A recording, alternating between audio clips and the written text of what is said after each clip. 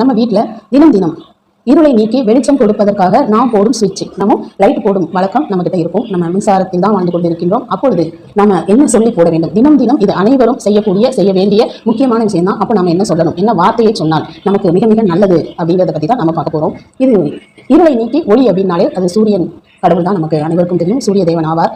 அப்போ அவர் மறைகின்ற நேரம் நாம லைட் போடுறோம், அவர் இருக்கின்ற வேலையில் நம்ம லைட் போடுறது கிடையாது. அப்போ அவர் அந்த வெளிச்சத்தை நமக்கு கொடுக்கின்றார். அப்போது நமக்கு வெளிச்சம் தேவைப்படாது. சில பேருக்கு பகல்ல கூட லைட் போடுற பழக்கம் இருக்கும், இருள் இருந்தா அந்த மாதிரி ஒவ்வொரு வீடு வசதிகளுக்கு ஏற்ப அப்படி இருக்கும். ஆக சூரியன் மறையும் நேரம் அந்த வெளிச்சம் கிடைப்பதற்காக நாம செயற்கை வெளிச்சத்தை தேடுகின்றோம். அப்பொழுது நாம் என்ன சொல்லி அந்த ஸ்விட்ச் ஆன் பண்ணணும் அப்படிங்கிறத பத்தி தான் நம்ம இப்போ பார்க்க போறோம். ஓம் ஆதித்யாய நமக அப்படிங்கிற வார்த்தையை சொல்லி விளக்கு போடலாம், அதை லைட் போடலாம். அப்படி அந்த வார்த்தையையும் சொல்லிட்டு இருள் நீங்கட்டும், ஒளி பரவட்டும், இல்லம் முழுவதும் மகிழ்ச்சி பொங்கட்டும் அப்படின்னு நீங்க சொல்லலாம். ரொம்பவே அற்புதமான வார்த்தைகள் இது எல்லாமே. சூரிய தேவனை நம்ம நினைக்கிறோம் அப்படின்னும், இருள் நீங்கட்டும், ஒளி பரவட்டும், இல்லம் முழுவதும் மகிழ்ச்சி பொங்கட்டும் அப்படின்னு நம்ம தினம் தினம் இந்த வார்த்தையை தவறாம சொல்றதுனால நம்ம வீட்டுல நிறைய நன்மைகள் கண்டிப்பாக கிடைக்கும்.